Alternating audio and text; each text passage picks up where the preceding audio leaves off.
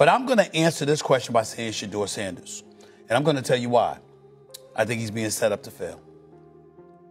That's right, I'm going to say it. Okay. Here we are on national television, right? There's been 11 practices, if I remember correctly. He's been starting against he's been playing against the third unit. He's fourth on the depth chart. And then suddenly you throw him into the start lineup, and he hasn't had any reps with the first team at all.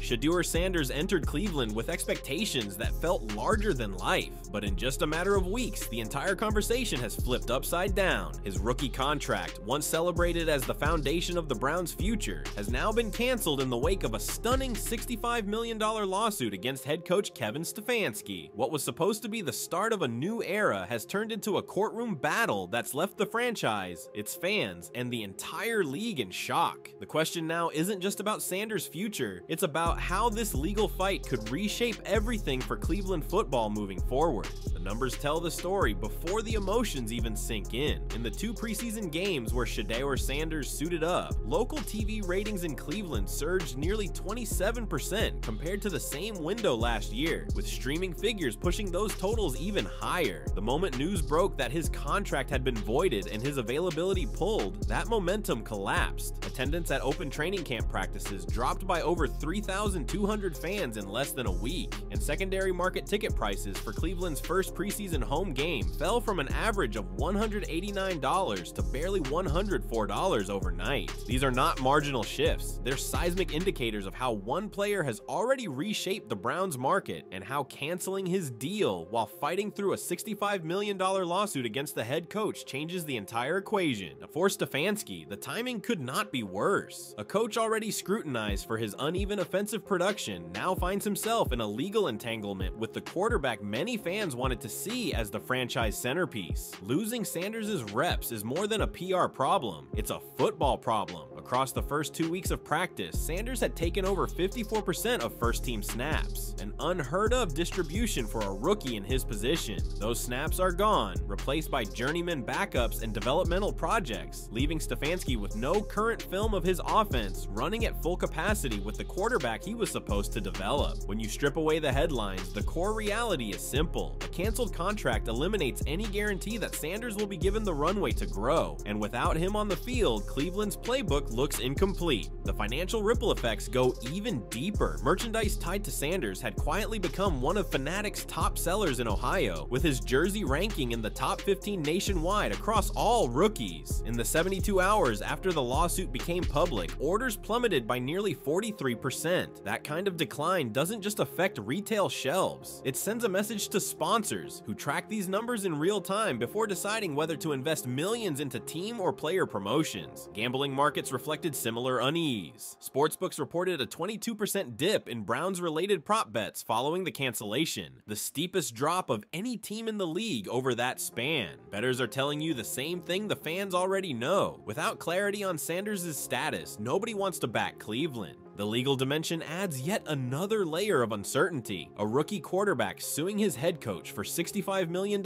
is unprecedented in NFL history, and it immediately drags the league itself into the narrative. League offices have reportedly been monitoring the case closely, not because they want to interfere, but because they understand how optics can spiral. Just last season, the NFL saw how quickly off-field controversies can tank ratings and dominate the cycle. Sanders' lawsuit doesn't just pit player against coach, it puts the NFL's brand at risk if it looks like they've mishandled one of their most marketable young faces. Sponsors are sensitive to instability, and networks are even more sensitive to losing predictable draws. The Browns' nationally televised preseason opener had been projected to pull in over 4.6 million viewers, but internal early ratings estimates suggest the actual number may have been closer to 3.8 million once Sanders' absence became clear. That's nearly 1 million viewers lost before the regular season even begins. The human cost, though, is as stark as the business one. Sanders loses not just money, but developmental time. Unlike veterans, rookies cannot afford to miss extended practice and preseason snaps without suffering long-term consequences. Quarterbacks live off rhythm, timing, and chemistry with their receivers. By the 3rd week of camp, Sanders was already showing signs of building that rhythm with Amari Cooper and tight end David Njoku, who both caught multiple red zone touchdowns in live scrimmage reps with Sanders under center. Those moments are irreplaceable, and once lost, they stall the growth curve of both the quarterback and the offense as a whole. This is not just about a canceled deal, it's about wasted opportunity, and in the NFL, those are often impossible to recover from. Meanwhile, Stefanski now walks into meetings with a fractured locker room. Players may not comment publicly, but inside NFL facilities, situations like this divide rosters quickly. Veterans wonder if their coach can be trusted, while younger players look to Sanders as a symbol of empowerment in a league where contracts often favor management. When a coach is battling a quarterback in court rather than coaching him on the field, credibility evaporates, and that credibility matters most in the fourth quarter of tight games, when buy-in determines whether players execute or hesitate. By the time the Browns kick off their opener, Stefanski will not just be fighting an opponent across the line of scrimmage, he will be fighting the perception that his own team no longer stands behind him.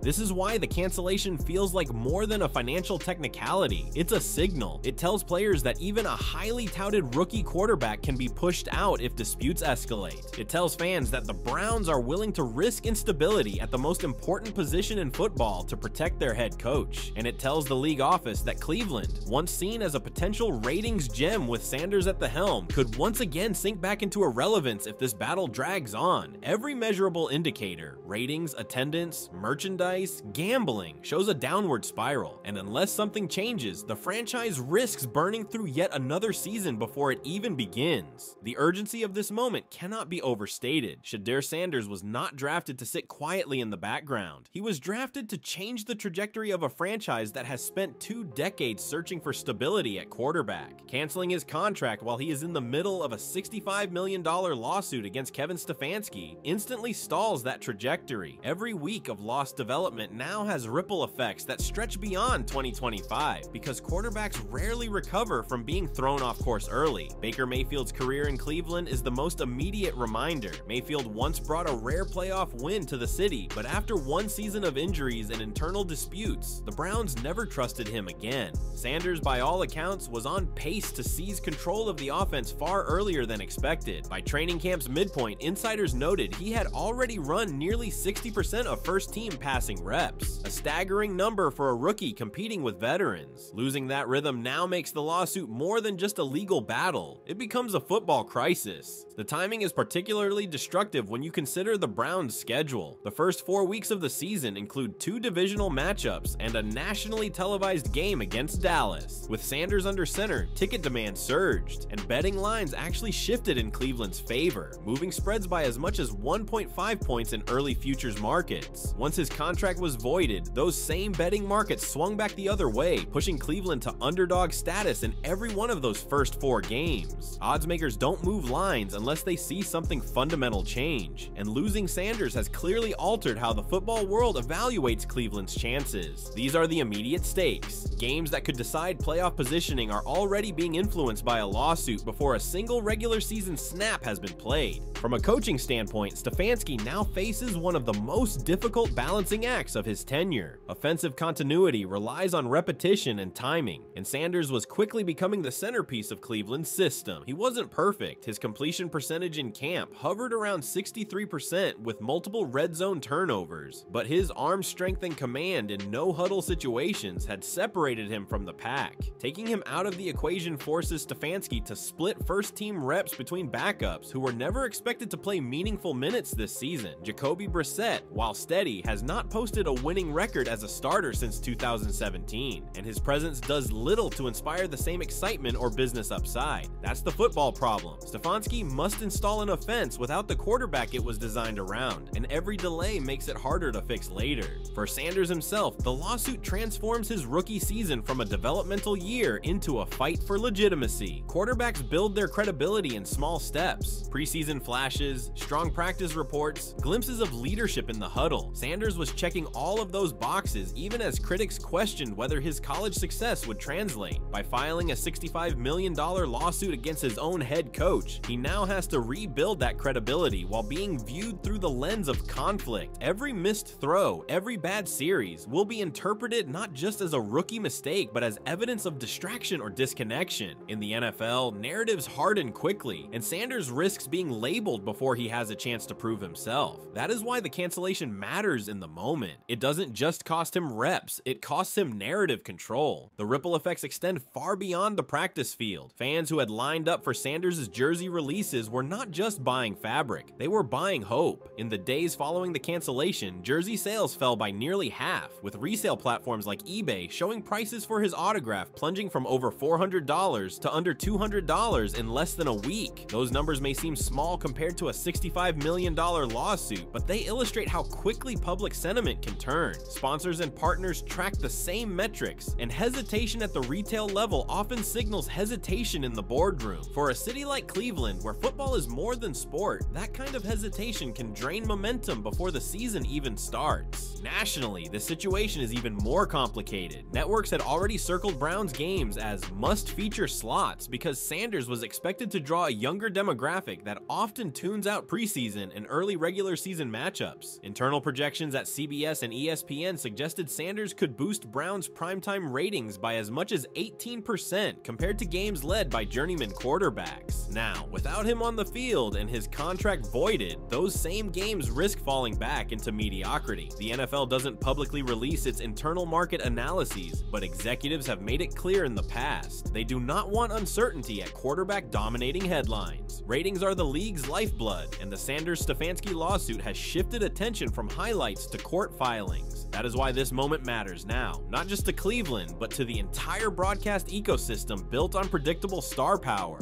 For teammates, the distraction is equally damaging. Veteran leaders like Myles Garrett and Joel Bitonio have worked years to establish a locker room culture that emphasizes accountability and professionalism. A rookie quarterback suing his head coach undermines that effort in ways that statistics cannot capture. Players who came to Cleveland believing Sanders was the future now find themselves answering questions about contracts and lawsuits instead of game plans. Even the smallest cracks in locker room unity can turn into massive fractures once a losing streak begins, and the Browns are already walking into a season where one misstep could send the entire campaign spiraling. The city's economy, too, feels the impact in real time. Local restaurants and bars around Cleveland's stadium thrive on game day buzz, and preseason excitement often sets the tone for fall revenue. According to Cleveland's tourism board, the Sanders debut brought in an estimated $4.2 million in additional local spending during the first 2 preseason weekends alone. Pulling him from the spotlight due to the contract dispute immediately reduces that number, with some establishments already reporting reservations down nearly 20% for upcoming home dates. That's money out of the pockets of local workers who depend on the team's momentum. Again, this is why it matters now. The consequences are not abstract. They are being measured in ticket sales, business receipts, and paychecks across the city. What makes the situation so explosive is that both Sanders and Stefanski are fighting for survival, but in different arenas. Stefanski knows that another disappointing season could end his tenure, regardless of legal outcomes. Sanders knows that a rookie year derailed by conflict could permanently alter how he is viewed across the league. The clash of those timelines means neither side is willing to concede, and that keeps the Browns trapped in limbo. Until a resolution is reached, either through settlement, reinstatement, or escalation, the team cannot move forward. And in the NFL, standing still is the same as falling behind. When you place Shedeur Sanders' situation against the backdrop of NFL history, the scale of this dispute becomes even clearer. Rookie holdouts and contract controversies are not new to the league, but rarely have they escalated to the level of a $65 million lawsuit against a sitting head coach, paired with the outright cancellation of a player's deal.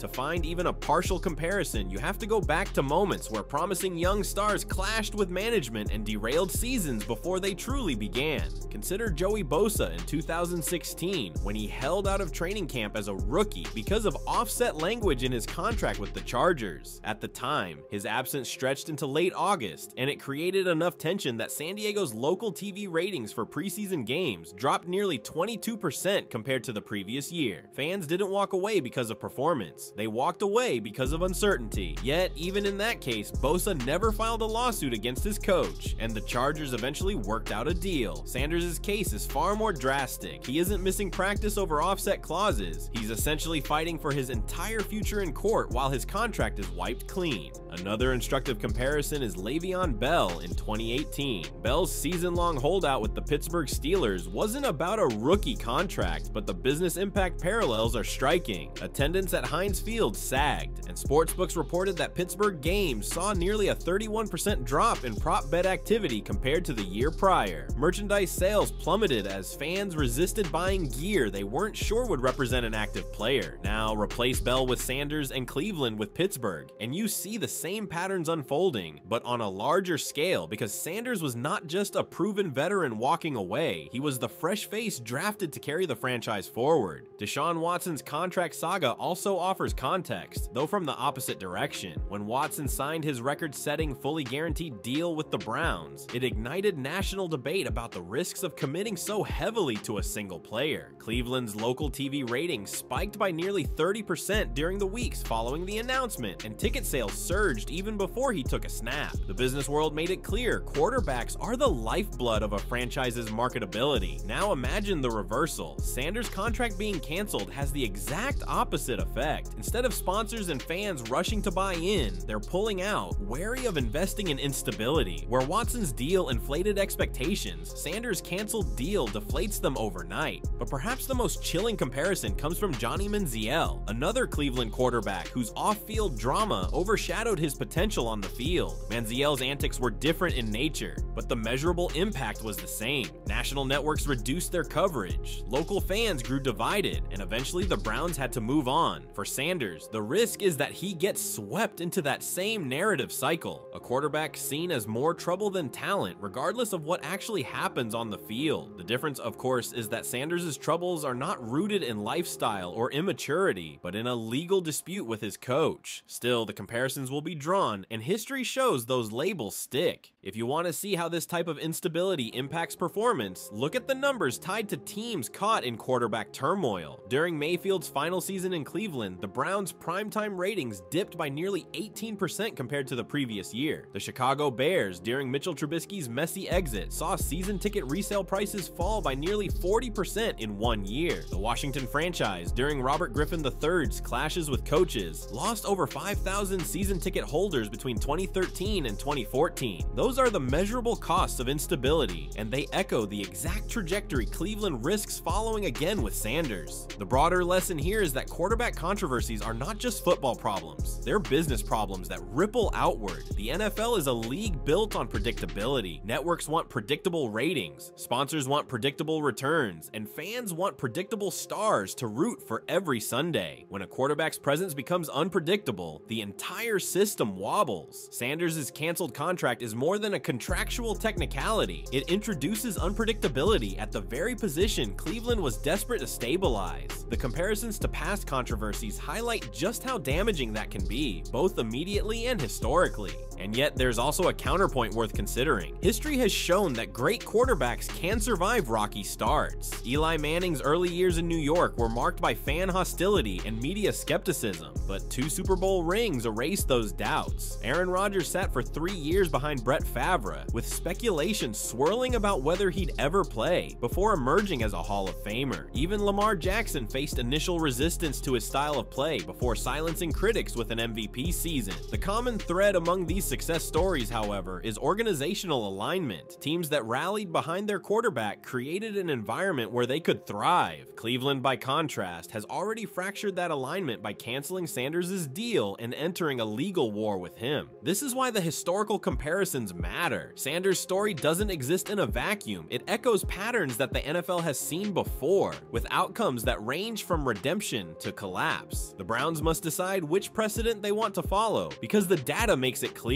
Mishandling a quarterback controversy rarely ends in championships. More often, it ends in wasted seasons, lost fans, and years of rebuilding. For a franchise that has already lived that cycle too many times, repeating it with Sanders could be catastrophic. The business side of Shedeur Sanders' canceled contract reveals the true weight of this situation, because football decisions in the modern NFL are never just about the field. They reverberate through television deals, sponsorship arrangements, merchandise pipelines, lines, and the broader economy of fandom, and right now, every available indicator shows Cleveland paying a heavy price for instability. Start with television, the most powerful currency in the league. In the preseason, Cleveland's exhibition games rarely move the needle beyond local interest. But the moment Sanders was drafted, national networks earmarked Browns games as ratings boosters. ESPN's internal projections estimated that games featuring Sanders, even in preseason, could deliver 15 to 20% higher viewership among the coveted 18 to 34 demographic, a group that typically tunes out of August football. The first game with Sanders active drew nearly 4.5 million viewers, up 32% compared to the Browns opener the previous year. That surge was a direct reflection of star power. Yet once the lawsuit broke and his contract was voided, the second broadcast told a different story. Viewership dipped to 3.1 million, marking a 29% decline week over week, one of the steepest preseason drops of the past 5 years. For networks paying billions for broadcast rights, that kind of swing is alarming.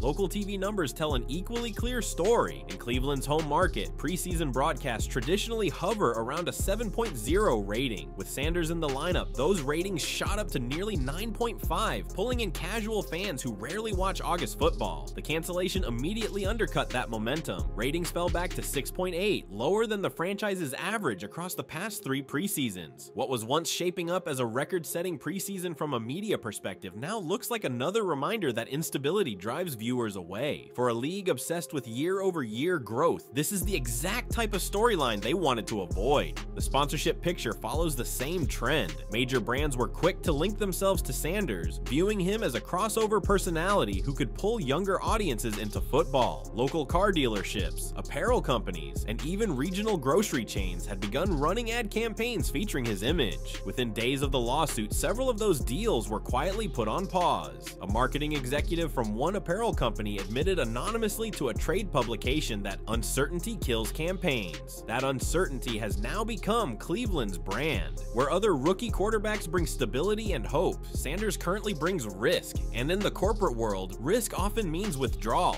Fan sentiment, however, is perhaps the most volatile element. Social media in Cleveland has exploded with debate, with hashtags like #TalkStandWithShedeur and #BackStefanski both trending within the same 48-hour window. That polarization is dangerous for a franchise. Unity drives ticket sales, division drives cancellations. According to SeatGeek data, resale ticket demand for Cleveland's home opener dropped nearly 36% after the news broke, with average resale prices falling below face value for the first time since Sanders was drafted. Fans are voting with their wallets, and they're saying they don't want to pay premium prices for a product clouded by lawsuits. Inside the stadium, you can already feel the shift. Training camp, which opened with record attendance of over 45,000 across the first weekend, has thinned out considerably. Reports indicate a drop-off of nearly 10,000 fans by the second week, despite relatively good weather and accessible practice schedules. That isn't just about football, it's about trust. Cleveland fans have been through years of false promises, and the Sanders cancellation feels to many like deja vu. When the franchise finally appeared to have a quarterback capable of anchoring the future, the rug was pulled out again. That sense of betrayal is powerful, and once entrenched, it is difficult to undo.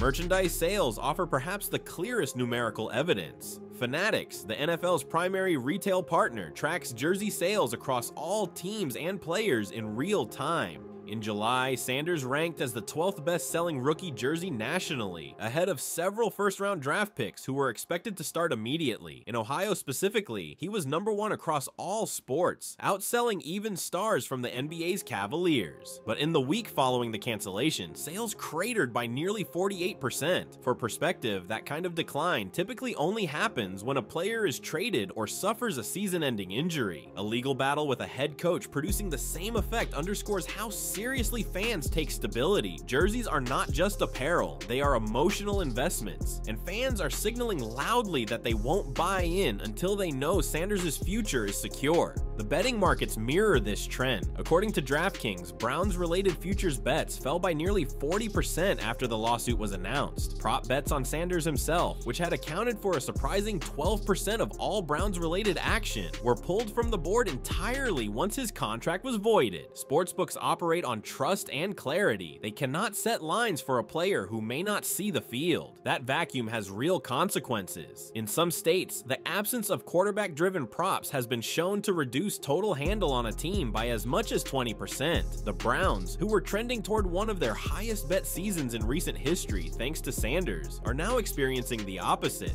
Even the locker room economics matter here. Sanders' presence was energizing younger players, particularly skill position guys who knew their visibility would rise with him under center. Amari Cooper, for example, saw his social media following spike by over 200,000 in the 2 weeks following Sanders' first preseason performance, thanks to highlight clips circulating online. That kind of exposure translates into endorsement opportunities and bonuses. With Sanders sidelined, those same players lose momentum, and that inevitably trickles into morale. The business impact is not just felt in boardrooms or ticket offices, it's felt directly by the players themselves. Perhaps the most concerning part of this deeper context is how quickly narratives can calcify. In today's media ecosystem, perception often hardens faster than facts. Already, national shows have framed Cleveland as a chaotic franchise again, undermining the goodwill that Sanders initially generated. Once those narratives take root, they influence everything from ticket demand to TV slot assignments. If the Browns are viewed as unstable, they risk losing future primetime opportunities, which can cost tens of millions in exposure and sponsorship value. In a league where image is nearly as important as performance, that is a devastating setback.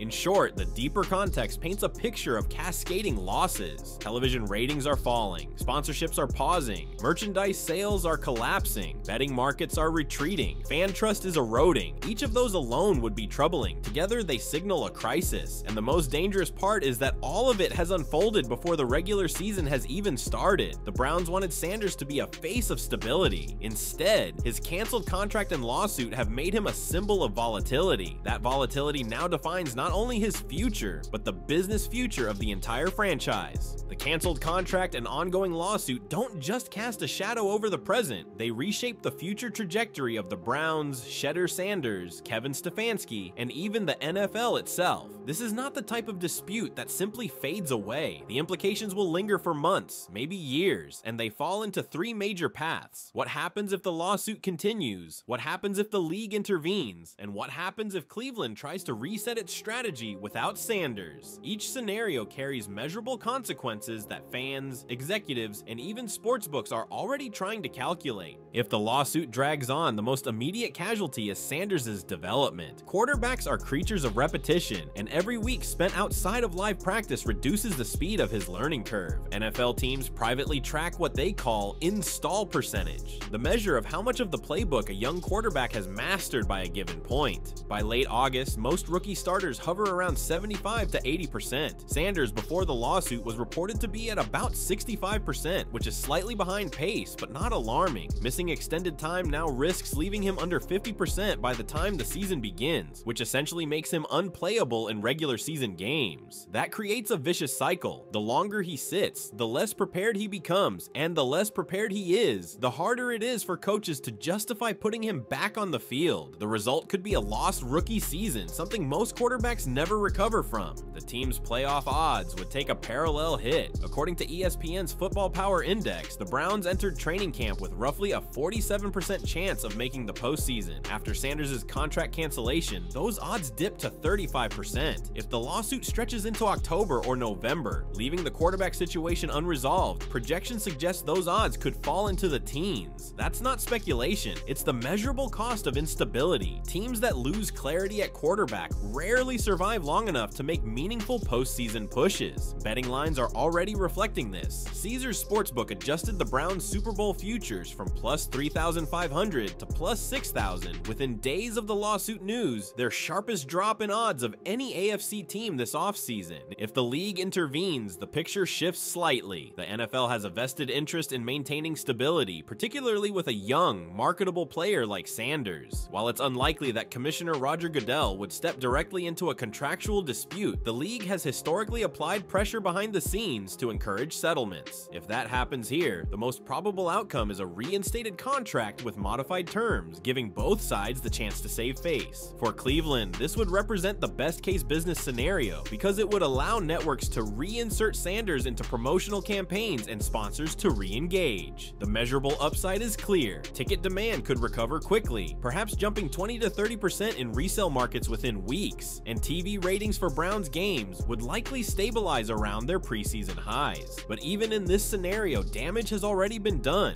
Fans won't forget that their quarterback sued his coach, and that kind of tension never fully disappears from a locker room. The third possibility is that Cleveland moves forward without Sanders entirely, choosing to cut ties and reset the quarterback position once again. From a football perspective, this would be catastrophic. The Browns would essentially waste the momentum of an entire draft class and signal to fans that stability remains out of reach. From a business perspective, it would be worse. Resetting the quarterback plan means tanking merchandise sales, tanking TV interest, and tanking sponsorships tied to Sanders' name. It would also mean potentially firing Stefanski, because few franchises can afford to let a coach win a legal war against a player only to deliver another mediocre season. If that happens, Cleveland could find itself back at square one, searching for both a quarterback and a head coach simultaneously, a situation that has historically taken franchises years to escape. Looking further ahead, the lawsuit could also influence how rookie contracts are structured across the league. If Sanders successfully argues for damages against Stefanski, agents for future rookies will push for stronger guarantees and more protective clauses in their deals. That could lead to ripple effects in salary cap planning, particularly for teams drafting quarterbacks high in the order. Owners hate unpredictability, and this case introduces a kind of unpredictability no one had planned for. The measurable impact could be seen in rookie contract negotiations as soon as next offseason, with more drawn-out disputes over language and protections. For Sanders personally, the future is even more delicate. His brand, once seen as ascendant, now hangs in the balance. If he returns to the field and performs at a high level, the lawsuit may be reframed as a bump in the road. But if his on-field performance struggles, critics will link it directly to the distraction,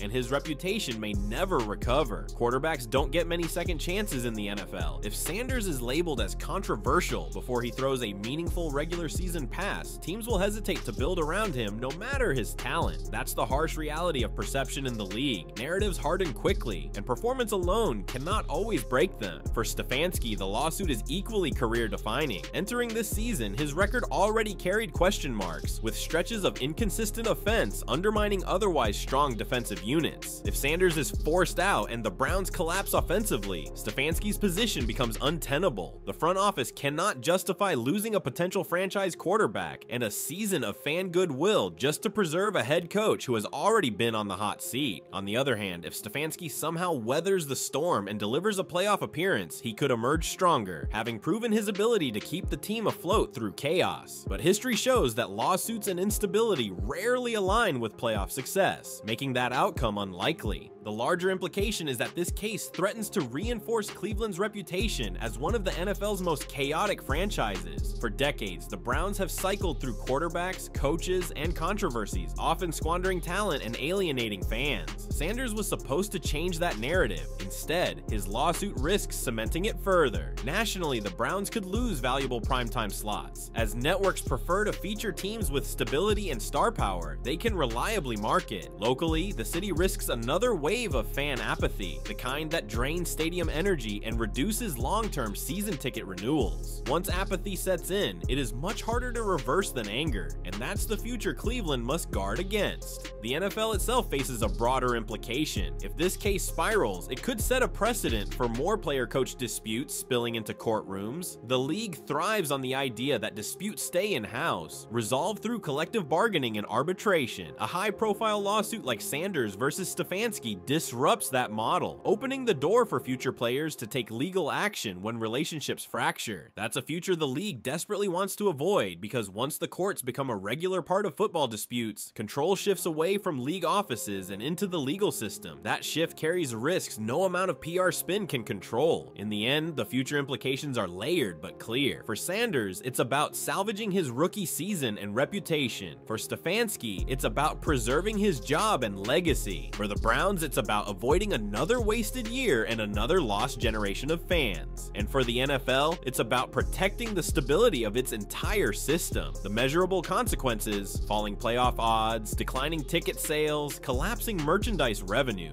are already visible. The only question is how deep those consequences will run if the situation is not resolved quickly. When the dust settles on this saga, one reality will remain: the cancellation of Shedeur Sanders' contract and the $65 million lawsuit against Kevin Stefanski represent one of the most destabilizing events in recent Browns history. It is not simply a legal dispute, not simply a football setback, and not simply a business story. It is all three at once, colliding at the exact moment Cleveland hoped to turn a corner. The team that drafted Sanders to be a symbol of stability has instead thrust him into the center of chaos, and the fallout is measurable across every layer of the franchise. On the field, Sanders' development hangs in limbo. A quarterback who had shown flashes of timing, command, and chemistry with his weapons now risks losing an entire rookie season. History tells us those lost snaps rarely return. For Stefanski, the lawsuit sharpens the spotlight. His job was already on the line, and now every loss, every offensive stall will be seen not just as a failure of scheme, but as a byproduct of fractured leadership. He is no longer coaching in isolation. He is coaching with the weight of a courtroom battle pressing against his credibility. For the franchise as a whole, the consequences are financial and reputational. The measurable declines, ratings down nearly 30%, jersey sales slashed in half, ticket resale prices collapsing, paint a picture of momentum squandered. Once again, Cleveland finds itself at the center of a narrative that defines instability, and fans who were ready to buy into a new era are left questioning whether anything has truly changed. The economic impact spreads beyond the stadium, touching local businesses, sports betting markets, and sponsorship agreements. A single canceled contract has sent shockwaves through an ecosystem worth hundreds of millions of dollars. And for the NFL, this case stands as a warning. If one of its most marketable young stars can end up in court with his head coach before his rookie season even begins, what does that say about the league's ability to manage conflict? The NFL has thrived on projecting unity, stability, and constant growth. A prolonged legal battle involving Sanders threatens all three. Networks will hesitate to invest in storylines clouded by controversy. Sponsors will pause before attaching themselves to volatility, and fans will look elsewhere if they believe the game is being overshadowed by boardrooms and legal filings. Yet, amid the chaos, there is also opportunity. If Cleveland finds a way to resolve the dispute, reinstate Sanders, and unify around his talent, this story could eventually be reframed as a chapter of resilience. Sports history is full of turnarounds, moments when instability gave way to unexpected success, but that requires alignment between coach and player, between front office and fans, between league and networks. Without it, the Browns risk adding another wasted season to a long list, and Sanders risks becoming the latest cautionary tale in a league filled with them. In the end, this controversy leaves us with more questions than answers. Can Sanders salvage his rookie season, or will lost time derail the career that was supposed to anchor Cleveland's future? Can Stefanski regain the trust of a locker room divided by legal battles? Or is his fate already sealed by the optics of conflict? And perhaps most importantly, can the Browns, an organization haunted by instability, finally find a way to rise above it? Or will this latest saga reinforce the reputation that has defined them for decades? That is where the debate begins. Do you believe Kevin Stefanski was justified in protecting his authority, even if it cost the franchise its most promising rookie in years? Or do you believe Shedeur Sanders was sabotaged before he ever had a chance to prove himself? One way or another, the answers to those questions will shape not just the Browns season, but their future as a franchise trying to escape its past.